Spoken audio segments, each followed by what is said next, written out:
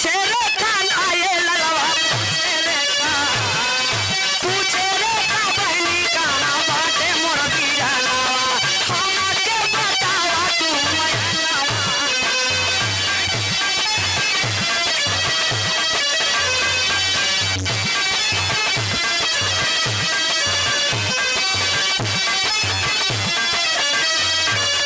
ए भैया ते पूछले कि कहाँ रोज जालू है माई ना भैया कहाँ पे हुए तो अंतरा के लाइन में रेखा पूछले बाबूजी कैसे मास्टर कि कहाँ रोज जालू तू ही हमके बतावा कहाँ बाहर मिलना तो ही भेजावा छिपावा।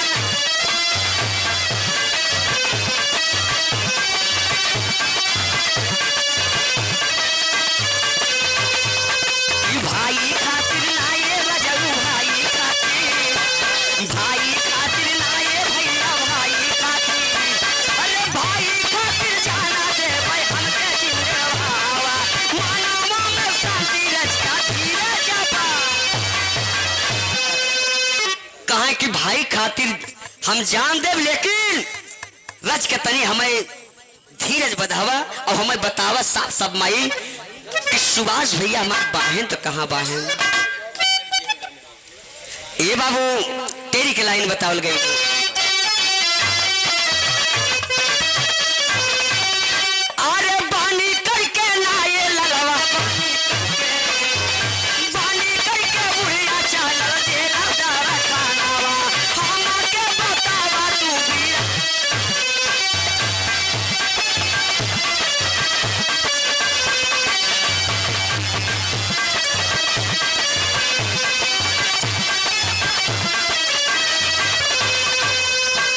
भैया ये बेतनी बात सुन कि जेल में भैया सुभाष बहे सुभाष बंद हुए तब बहनिया सोचलेश और बाबूजी जेल के लगे पहुंच गए।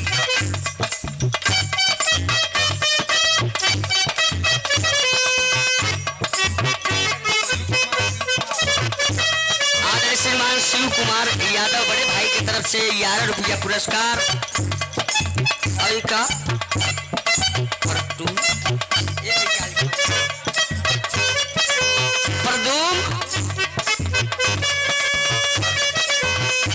परदूम का काफी सेंटर मुन्नू पान स्टार बड़का भैया हमारे बड़ा बढ़िया पान दे लेन और भैया के तरफ से 21 रुपया पुरस्कार बांटे और भैया नमकीन हमारे भैया ने सबके खाए विदा मिलल बा बहुत बहुत प्रणाम बा आशीर्वाद कर हुआ कंछा बा।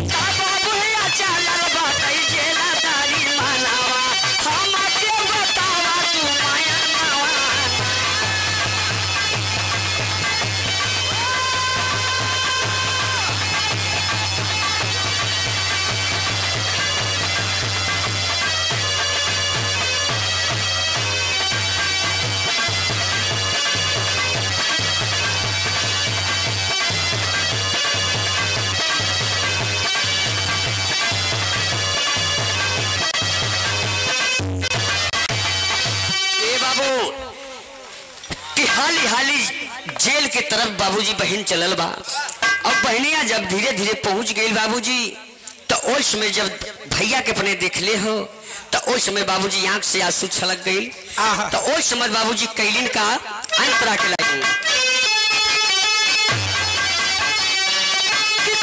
हाली हाली पहुंची जेलिया में जाई अरे करबी की करबी कबीरा ना से बातिया बताई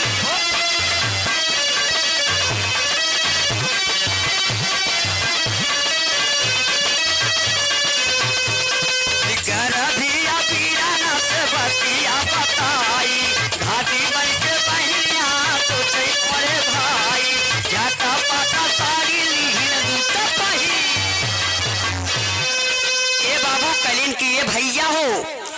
हमार सड़िया तू पहन ला और सड़िया पहन के तू ये जलिया से निकल जा, तुहार जान बची रही तो बहुत कुछ मिली, बहुत कुछ होई। लेकिन साड़ी पहने भैया अब तू निकल ला। कहले ना बहना,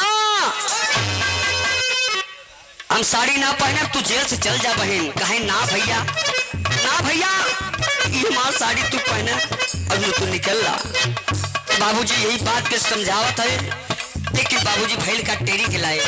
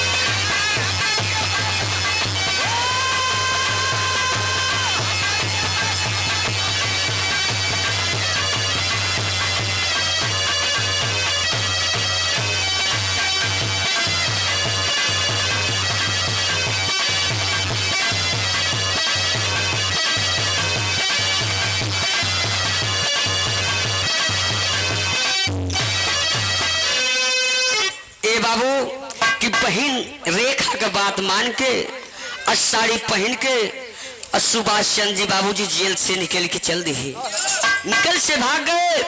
और जब भागत हुए बाबूजी तो ओई जौन हुआ सुभाष चंद्र बोस जी का कपड़ा पहन के बहनी उस जेलिया में बाबूजी गाना गावत बा। लेकिन भैया वह का बात वह छोड़ा, लेकिन कहल गई बात कजरी के टेरी के लाइन में अंतरा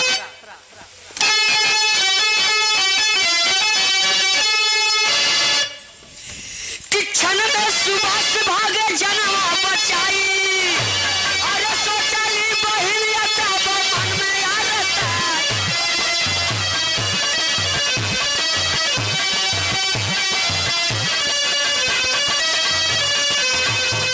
कि झटया रे जावा तो सुनी जा पाई। तब से कि तब से पूछे कुला हालिया सुनाई। ए बाबू हो कि जब अंग्रेज सुन ले कि सुभाष चंद्र बोस जेल से बाबूजी भाग गए, फरार हो गई। जब सुभाष चंद्र बोस फरार हो गए बाबूजी तो उस समय बाबूजी अंग्रेज के लिए का भैल का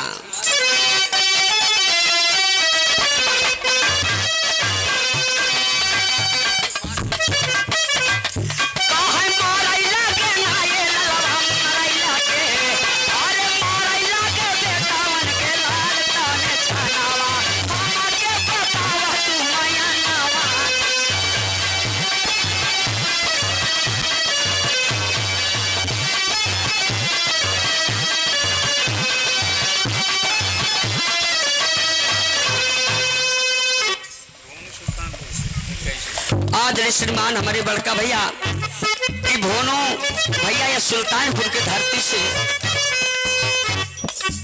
22 रुपया पुरस्कार भैया के चलो बार बार पहले की नमन हो बाबूजी। काहे मारई लागे ना ये ललवा मारई लागे बेटावा के लेके ताने छानावा हमके बतावा तू नया नावा।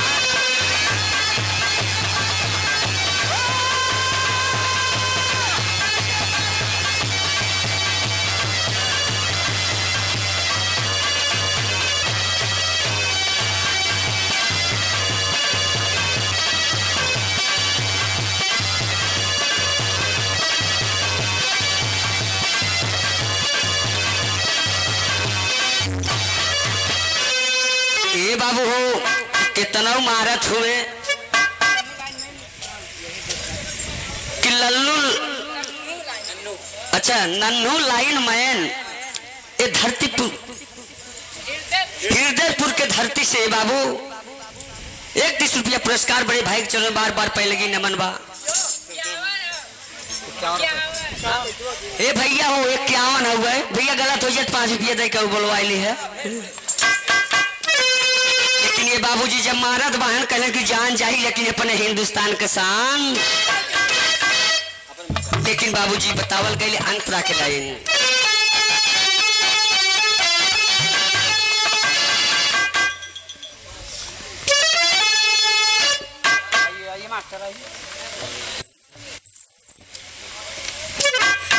आदरणीय हमारे बड़का भैया बहुत अच्छे ढोलक बाजक, बहुत बढ़िया ढोल बजावले। मकालू भैया के तरफ से बहुत सारा आशीर्वाद मिले हो। भैया के चरण में बार बार कोट नमन आशीर्वाद का कौआ कंछा हो। लेकिन बाबू अंतरा के लाइन कहल गए कैसे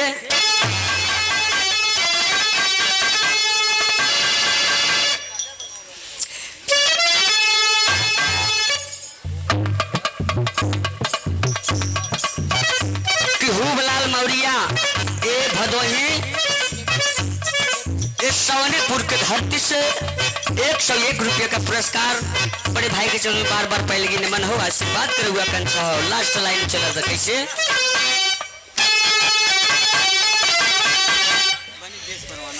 कि ढाढस दई के बबुनी बनी देश परवाना कि तू दई के कि तू दिन जवाब का या नारा वाला गाई हो।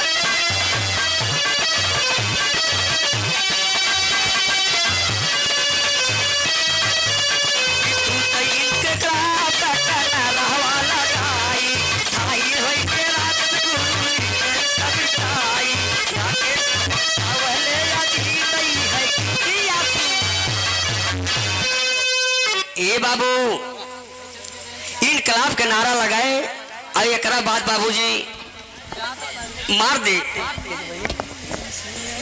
बहनिया के जान से मार दे बाबूजी। कि जब मार दे बाबूजी लास्ट लाइन में बतावल गई